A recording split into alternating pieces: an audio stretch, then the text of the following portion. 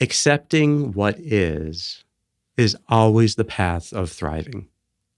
And it's the path of reducing these prediction errors and tethering your predictions better to reality.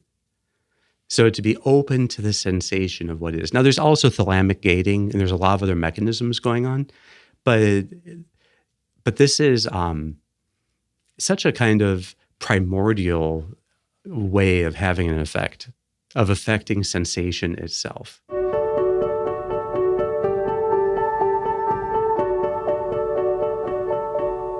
Hey, this is Sharif here with another episode of The Golden Hour, joined by Dr. Kevin Majors. Kevin, good to be back here with you.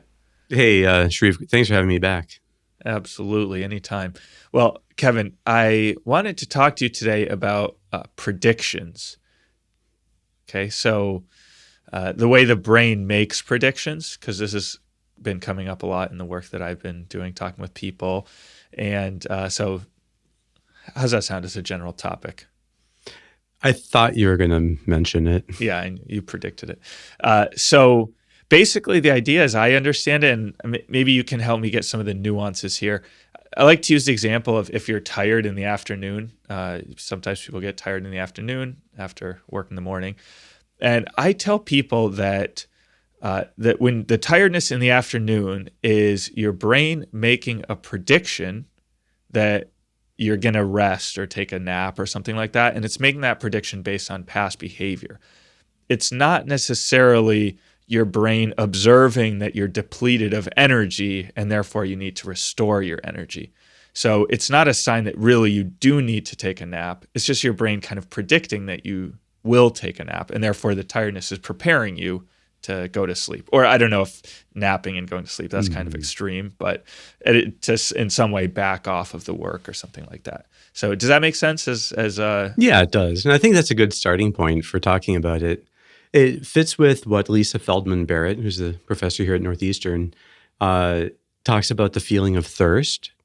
Okay, so if you're working out or you're going for a run in the summertime and it's hot out, and then you get back and you're super thirsty, and you then drink some Gatorade or cold water, and your thirst is quenched, right?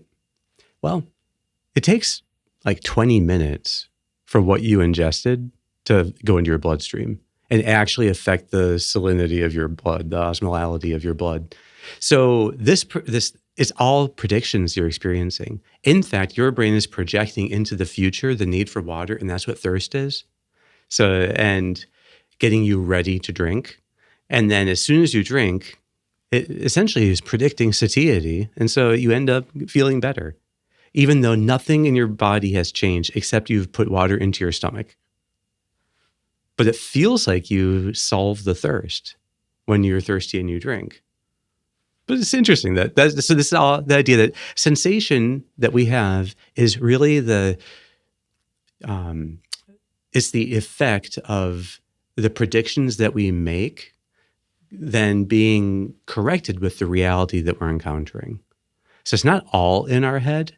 There is a mechanism whereby we correct our predictions according to reality to get progressively closer and closer and closer to what the reality is.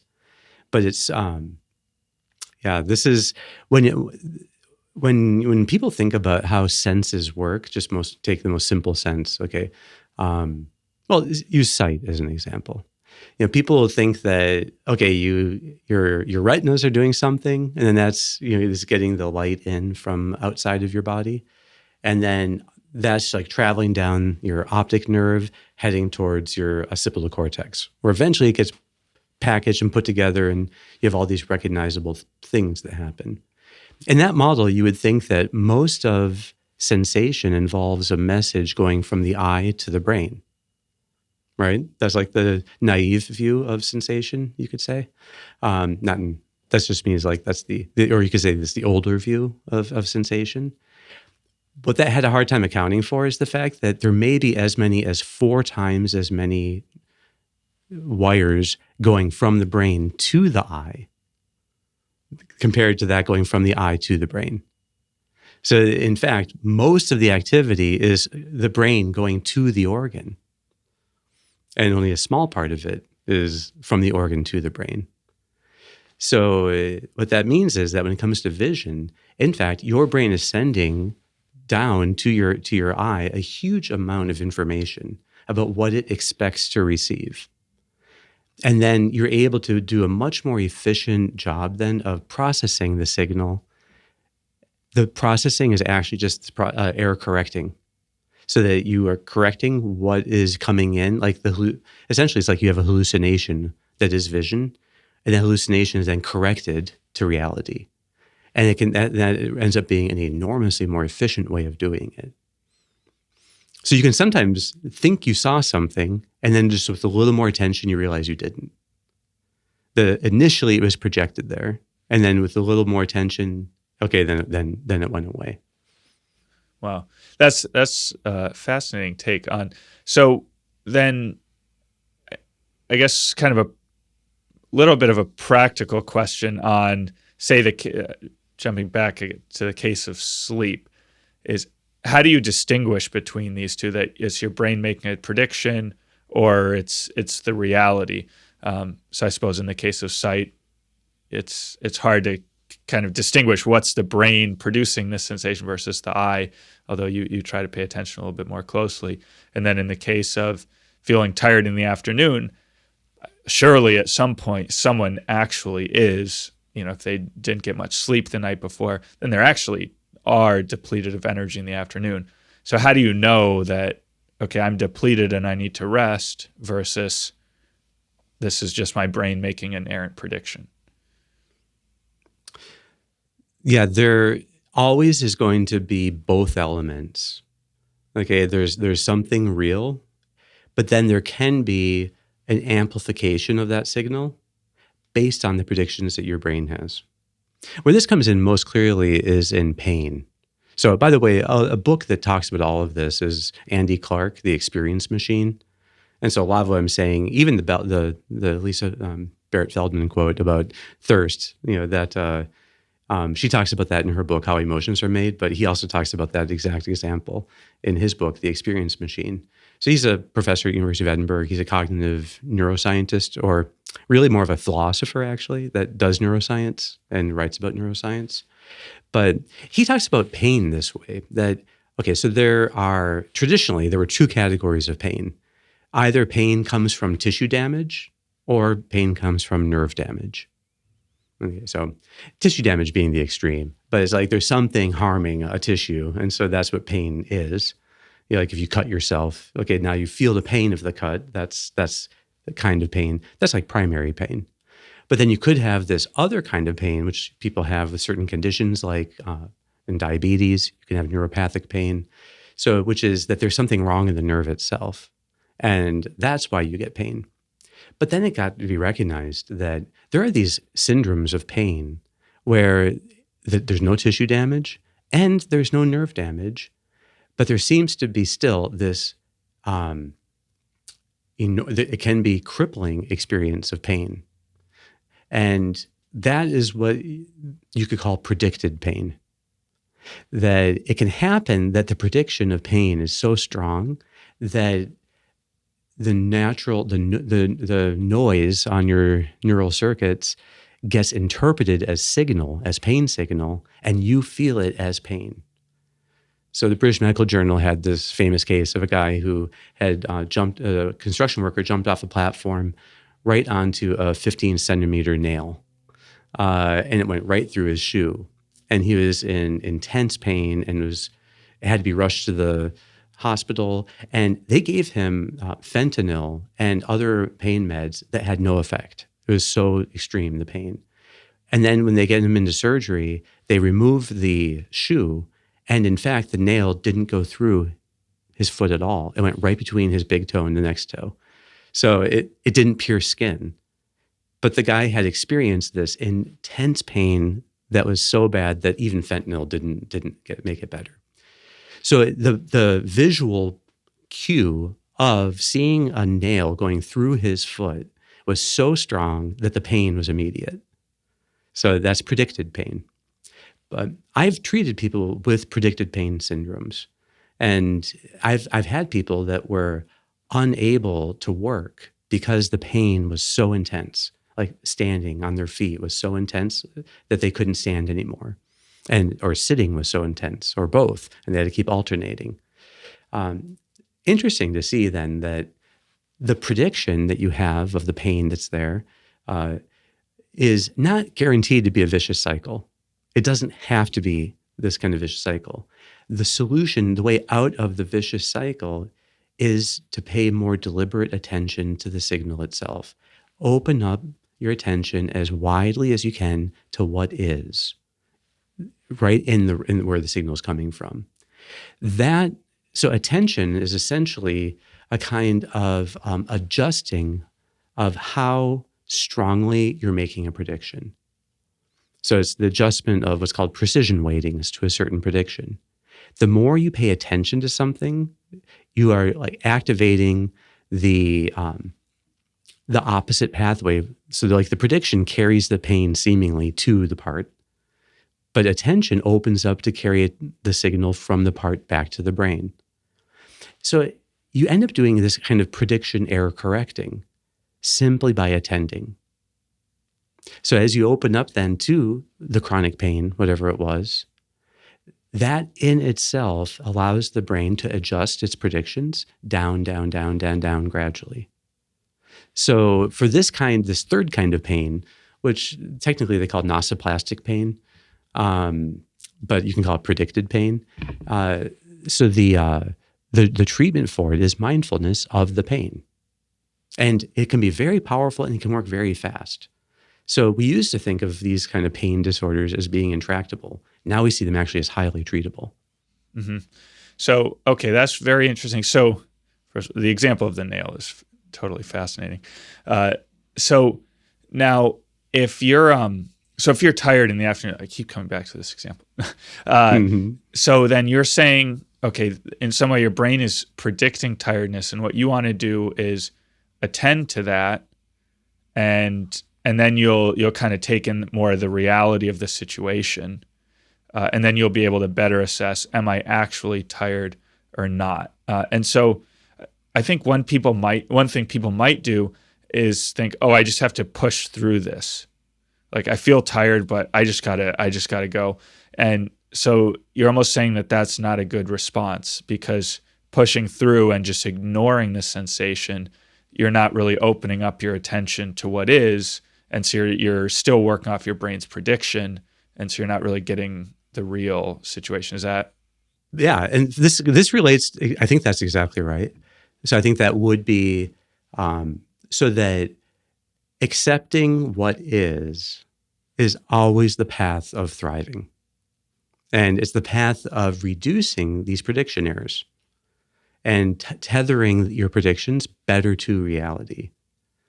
So to be open to the sensation of what is. Now, there's also thalamic gating, and there's a lot of other mechanisms going on, but this is such a kind of primordial way of having an effect, of affecting sensation itself. So that's like even below where the thalamus is then operating and determining what goes to your consciousness. And so there's all these fascinating ways they interact. The idea that so you're opening up to the sensation of tiredness. As you do that, you'll notice that the sensation, if you try to attend to it more exactly, it gets a little bit squirrely. It's hard to pin down. Where exactly is it? How, like it's the same with hunger. The more minutely you try to feel your hunger, the more you would like let your mind paint a picture inside that corresponds to the feeling, the fuzzier it gets. It seems so distinct, it seems so real until you try to open up closer to it. And that's because much of what you're experiencing is simply all these same predicted pathways.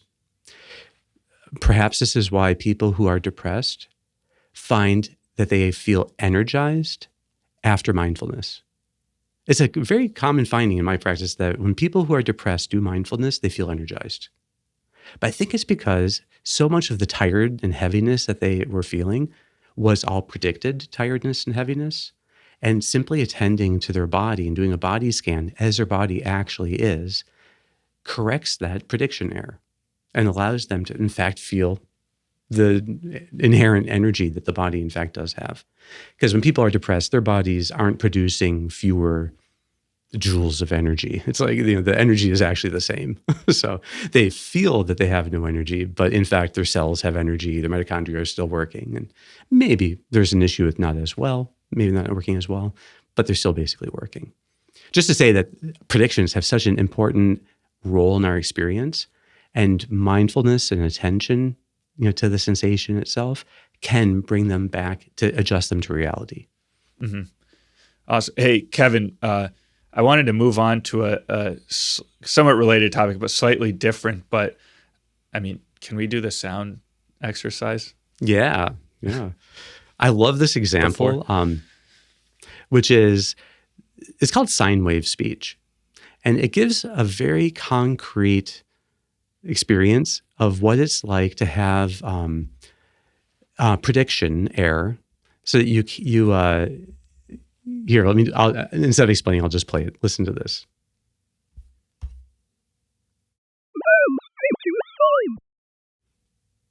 Okay, so you may not have been able to understand that at all. I'll do it one more time.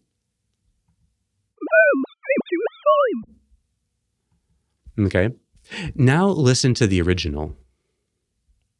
The man's painting a sign. Okay, so now you understand that what he's saying is the man is painting a sign.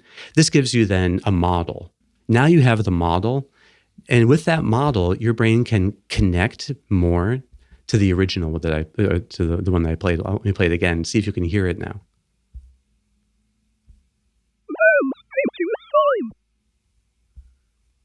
Isn't that remarkable? Pretty good. So if you just look up sine wave speech, you can find that was, I think, through the Sussex University. So there's a website that has all of these. That has 6 different examples of it, and I basically just chose one at random. But when you know what to listen for, you can hear it better. Andy Clark also gives the example of if you are listening to music while in the shower. If it's a song you don't know, you won't hear anything. And if it's a song you do know, you'll hear it just fine. So that you like knowing what the thing is allows you then to match it to sensation much better. So it's just an example of how real the experience is of understanding something when the predictions are better matched to the. So just to say then, like if you have ambiguous sensations coming in, like you don't know exactly how you're feeling, there's a lot, like maybe there's a lot of uncertainty about how you're feeling, it's easy for your brain then to apply predictions that make you really feel then a certain way. And you interpret it as being anxious or being mad. But many times these are just predictions the brain has made that's overlaid onto something as a way of making meaning out of it. I see. Interesting. So, okay, we've talked a lot about maybe more, well, in some cases with senses, these kind of neutral indications that we get or predictions. And then the example of tiredness in work is maybe more negative, is kind of how do you overcome this negative prediction, this prediction that you don't want to. So I wonder if we could talk, and we've done episodes on this in the past, but I just like to link it up, is how to harness this power of prediction for good, you might say. Because we talked about it in the context of dopamine and the dopamine reward system and setting goals that your brain starts making predictions and motivating you to achieve them. So I wonder if we could just tie the picture together with that. How does that relate? Is your dopamine system part of this whole thing, or how does it relate? Yeah, so you get dopamine from the resolution of prediction error. Okay, so what that looks like is to be in the optimal learning environment for any kind of thing, you have to have a certain level of skill matching the challenge such that it's not like wildly unpredictable, your results. But if you've absolutely mastered something, then it also can't be wildly too predictable. Like, so there's this kind of tension in us between seeking out environments that we've overmastered and that are actually boring now, And then other environments where maybe we have no mastery at all, and it's just a little too daunting because we just can't predict what our performance is going to be like. So the healthy approach then is always looking for this middle zone where we're just outside of our comfort zone. So we're just at the point where we can't constantly predict success, but it's not wildly unpredictable either. So, and then to be seeking out, and essentially that's what happens whenever you set a challenge for yourself to do something that you've done before, but to do it in a new and better way. That actually, I think, is the ideal sweet spot for most people of how to find just the right level of predictability and unpredictability. Okay, so that you're not exactly sure you can do it, but then when you actually do it, in this terms, this resolves the prediction error possibility, and you can see, okay, now I did that. So now you have better predictions that you can do that kind of thing, and that actually gives you dopamine. So it's this resolution of prediction error.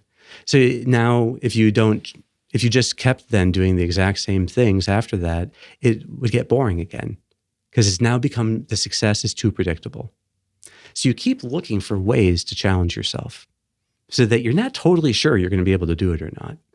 That just means that when you are setting a challenge before some situation, find some meaningful challenge that you're not totally sure you can do, that involves a kind of stretch. That actually, then as you resolve the prediction error, as you get better at doing it, and you get better at approximating kind of the model you have in mind for what flourishing there looks like, then it gets easier and easier and easier to do it, and you can keep on growing that way. Does that make sense? Yeah, that makes sense. And actually, that was going to be my last question, but I do have one more question that came up as a result of this. So we've talked about predictions as they relate to sensations and then also to goals.